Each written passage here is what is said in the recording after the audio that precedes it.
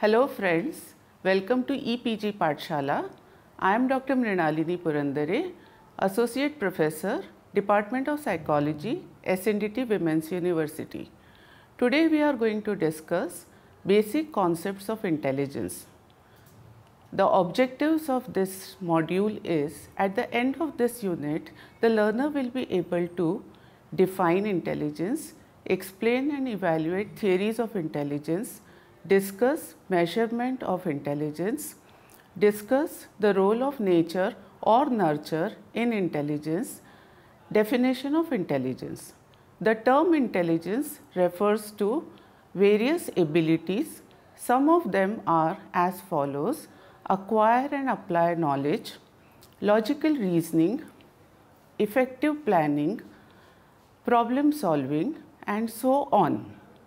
Views of general public about intelligence.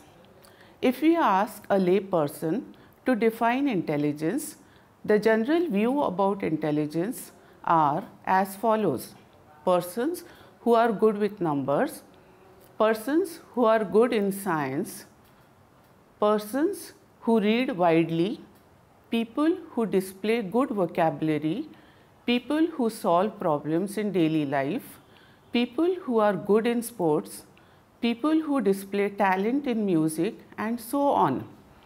Widely acceptable definition of intelligence. The most widely acceptable definition of intelligence is the one given by David Wechsler.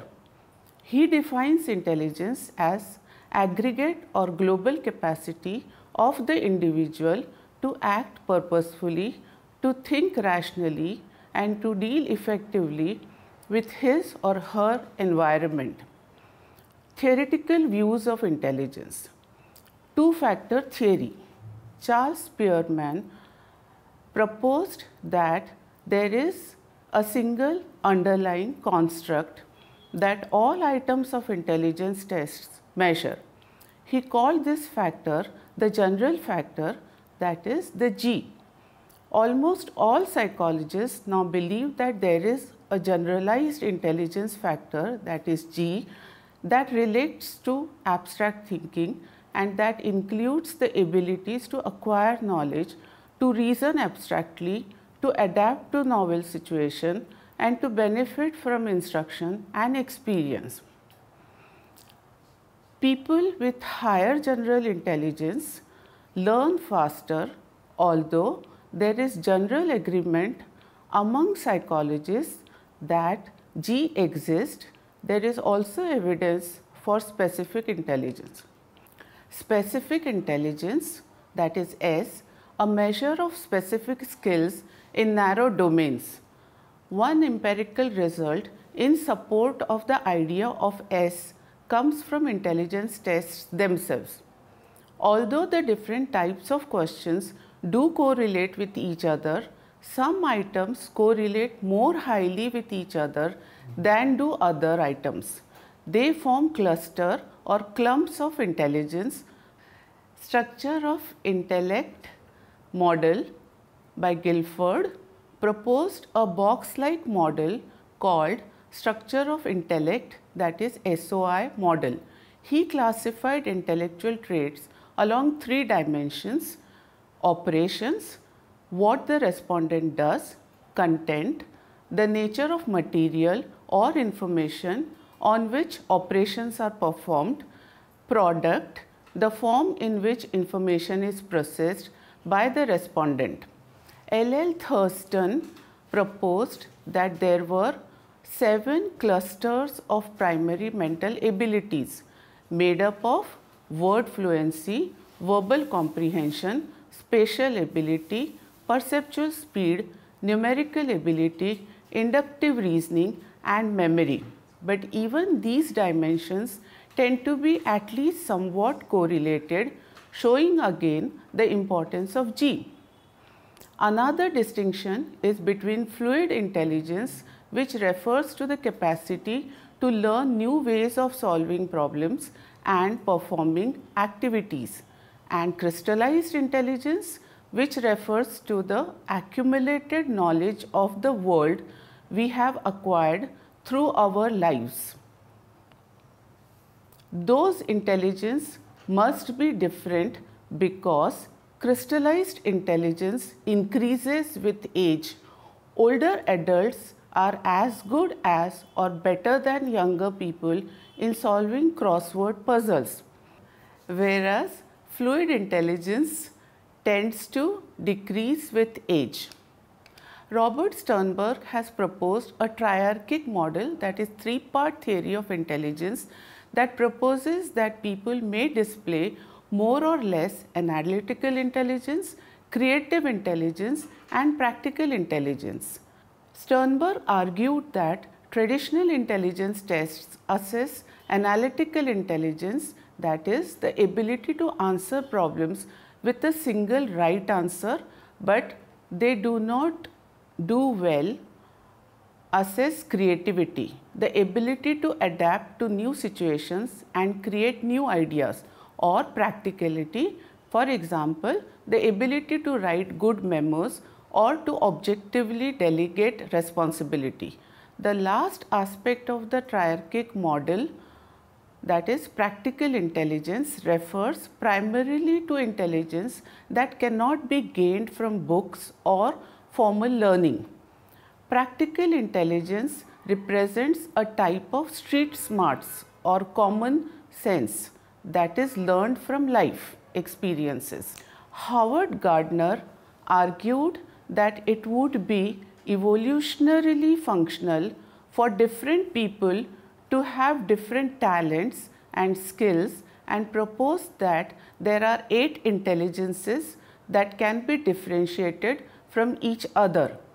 Gardner noted that some evidence for multiple intelligence comes from the abilities of autistic savants, that is, people who score low on intelligence tests overall, but who nevertheless may have exceptional skills in a given domain, such as mathematics, music, art, or in being able to recite statistics in a given sports. Howard Gardner's 8 specific intelligences are linguistic ability, that is ability to speak and write well, logico-mathematical, that is the ability to use logic and mathematical skills to solve problems, spatial, that is the ability to think and reason about objects in 3 dimensions, musical, that is the ability to perform and enjoy music, kinesthetic, that is body, the ability to move the body in sports, dance or other physical activities, interpersonal, that is the ability to understand and interact effectively with others, intrapersonal, that is the ability to have insight into the self, naturalistic, that is the ability to recognize, identify and understand animals, plants and other living things. The idea of multiple intelligence has been influential in the field of education, and teachers have used these ideas to try to teach differently to different students. Measuring intelligence. The goal of most intelligence tests is to measure G, the general intelligence factor. Good intelligence tests are reliable, meaning that they are consistent over time, and also demonstrate construct validity, meaning that they actually measure intelligence rather than something else. Because intelligence is such an important individual difference dimension, psychologists have invested substantial efforts in creating and improving measures of intelligence, and these tests are now the most accurate of all psychological tests. In fact, the ability to accurately assess intelligence is one of the most important contributions of psychologists to everyday public life. Intelligence changes with age. Understanding G intelligence requires that we know the norms or standards in a given population of people at a given age. The standardization of a test involves giving it to a large number of people at different ages and computing the average score on the test at each age level. It is important that intelligence tests be standardized on a regular basis because the overall level of intelligence in a population may change over time. Once the standardization has been accomplished, we have picture of average abilities of people at different ages. Calculation of intelligence quotient. If we compare the mental age of a person to the person's chronological age, the result is the intelligence quotient or IQ, a measure of intelligence that is adjusted for age. A simple way to calculate IQ is by using the following formula. IQ is equal to mental age divided by chronological age into 100.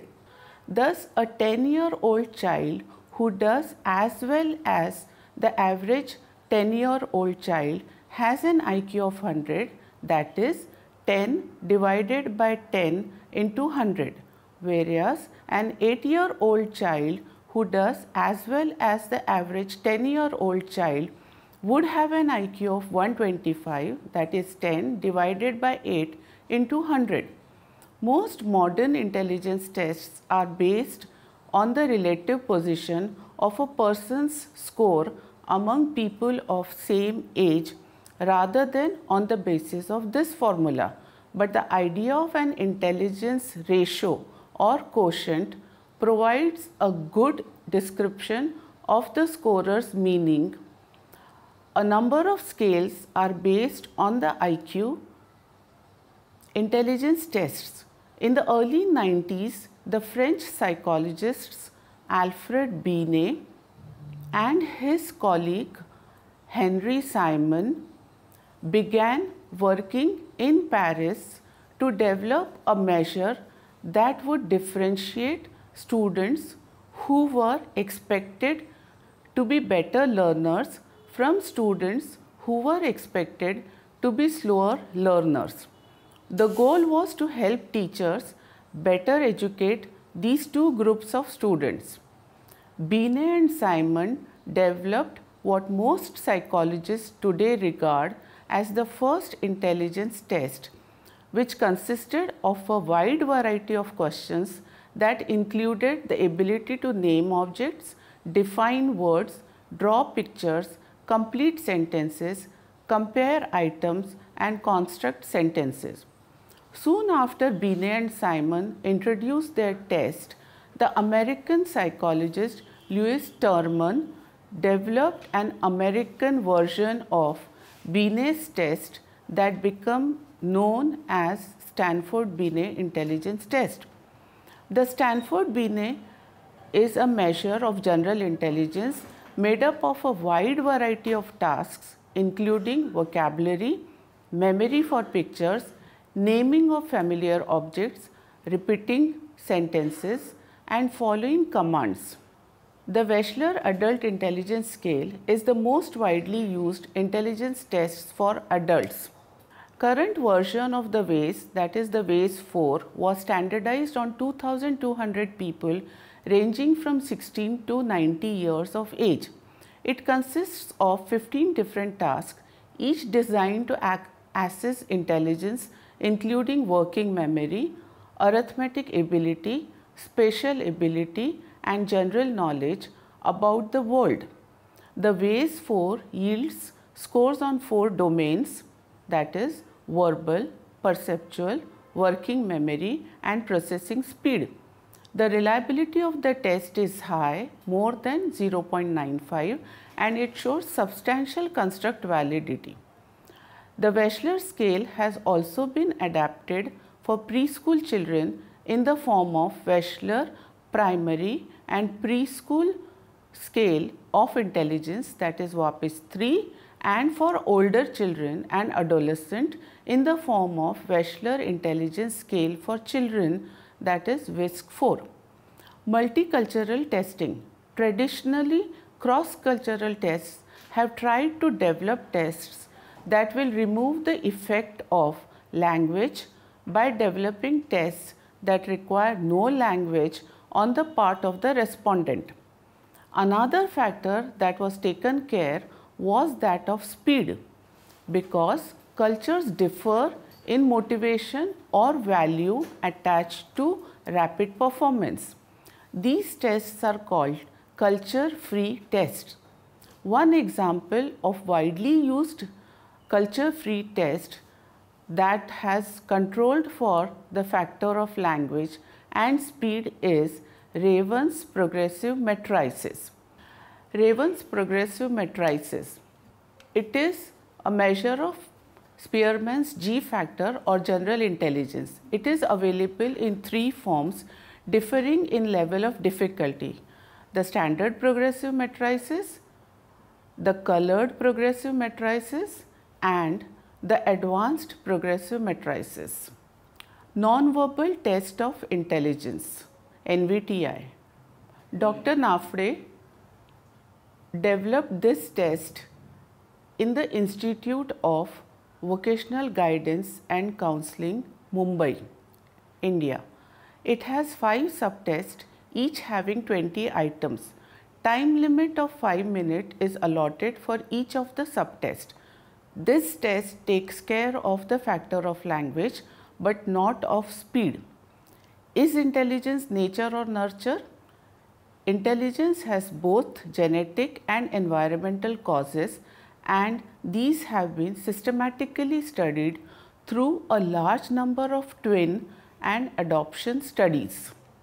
These studies have found that between 40% and 80% of variability in IQ is due to genetics, meaning that overall genetics play a bigger role than does environment in creating IQ differences among individuals.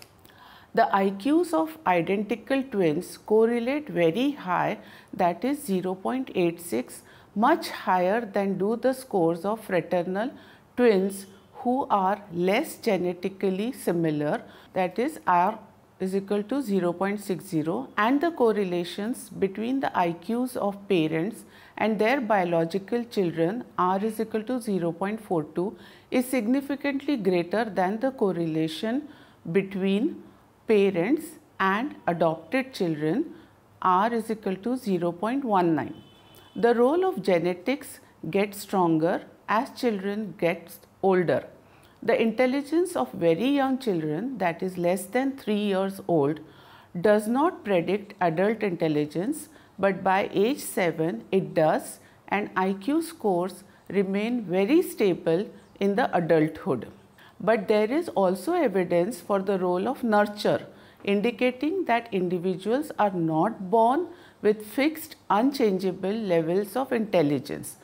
Twins raised together in the same home have more similar IQs than do twins who are raised in different homes, and fraternal twins have more similar IQs than do non-twin siblings, which is likely due to the fact they are treated more similarly than our siblings.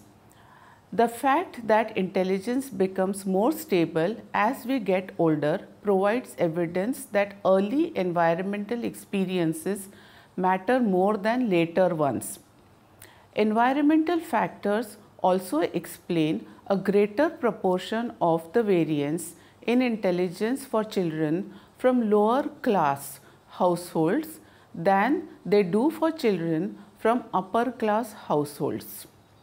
This is because most upper class households tend to provide a safe, nutritious and supporting environment for children, whereas these factors are more variable in lower class households. Social and economic deprivation can adversely affect IQ. Children from households in poverty have lower IQs than do children from households with more resources, even when other factors such as education, race and parenting are controlled. Poverty may lead to diets that are undernourishing or lacking in appropriate vitamins and poor children may also be more likely to be exposed to toxins such as lead in drinking water, dust or paint chips. Both of these factors can slow brain development and reduce intelligence. If impoverished environment can harm intelligence, we might wonder whether enriched environments can improve it. Government funded after school programs such as Head Start are designed to help children learn. Research has found that attending such programs may increase intelligence for a short time, but these increases rarely last after the program ends. But other studies suggest that Head Start and similar programs may improve emotional intelligence and reduce the likelihood that children will drop out of school or be held back a grade. Intelligence is improved by education. The number of years a person has spent in school correlates at about 0.60 with IQ. It is important to remember that the relative roles of nature and nurture can never be completely separated. A child who has higher than average intelligence will be treated differently than a child who has lower than average intelligence, and these differences in behavior will likely amplify initial differences.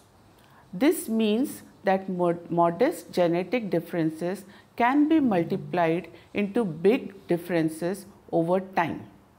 So we summarize, intelligence is defined by Wechsler as aggregate or global capacity of the individual to act purposefully, to think rationally and to deal effectively with his or her environment. Some influential theoretical views about intelligence are as follows. Two-factor theory by Charles Spearman has proposed the two-factor theory of intelligence. The general factor, that is the G factor, which is single underlying construct that all items of intelligence tests measure. The second factor is specific intelligence, that is S, a measure of specific skills in narrow domains. Guilford proposed a box-like model called structure of intellect, that is SOI model. He classified intellectual traits along three dimensions: operations, content and product. Thurston proposed that there were 7 clusters of primary mental abilities. Another distinction is between fluid intelligence, which refers to the capacity to learn new ways of solving problems and performing activities, and crystallized intelligence, which refers to the accumulated knowledge of the world we have acquired throughout our lives.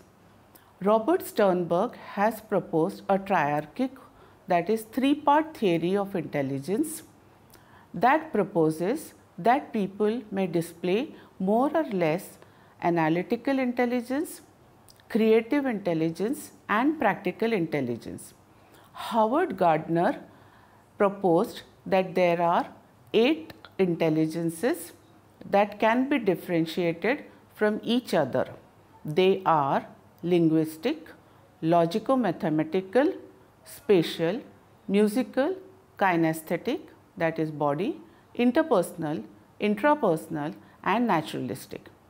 Measuring intelligence. The objectives of all good intelligence tests is to have good reliability, construct validity, norms and proper standardization. Concept of intelligence quotient. If we compare the mental age of a person to the person's chronological age, the result is the intelligence quotient, that is IQ, a measure of intelligence that is adjusted for age. A simple way to calculate IQ is by using the following formula. IQ is equal to mental age divided by chronological age multiplied by 100. Intelligence tests. Alfred Binet and his colleague Henry Simon developed the first intelligence test, which consisted of a wide variety of questions that included the ability to name objects, define words, draw pictures, complete sentences, compare items, and construct sentences. Lewis Terman developed an American version of the Binet's test that became known as the Stanford-Binet Intelligence Test. The Wechsler's Adult Intelligence Scale, that is WAIS, is the most widely used intelligence test for adults. The current version of the WAIS 4, yields scores on 4 domains, that is verbal, perceptual, working memory, and processing speed. The Wechsler scale has also been adapted for preschool children in the form of the Wechsler Primary and Preschool Scale of Intelligence, that is WAPIS 3, and for older children and adolescents in the form of Wechsler Intelligence Scale for children, that is WISC 4. Multicultural testing. Traditionally, cross-cultural tests have tried to develop tests that will remove the effect of language by developing tests that require no language on the part of the respondent. Another factor that was taken care was that of speed, because cultures differ in motivation or value attached to rapid performance. These tests are called culture-free tests. One example of widely used culture-free test that has controlled the factor of language and speed is Raven's progressive matrices. It is available in 3 forms differing in level of difficulty. The first one is standard progressive matrices, the second one is the colored progressive matrices, and the third one is the advanced progressive matrices. Nonverbal test of intelligence was developed by Dr. Nafde in India. This test takes care of the factor of language but not of speed. Is intelligence nature or nurture? Intelligence has both genetic and environmental causes, and these have been systematically studied through a large number of twin and adoption studies. These studies have found that overall genetic plays a bigger role than does the environment in creating IQ differences among individuals. But there is also evidence for the role of nurture, indicating that individuals are not born with fixed, unchangeable levels of intelligence. Social class and economic deprivation can adversely affect IQ. Enriched environment and education can improve intelligence. It is important to remember that the relative roles of nature and nurture can never be completely separated. Thank you.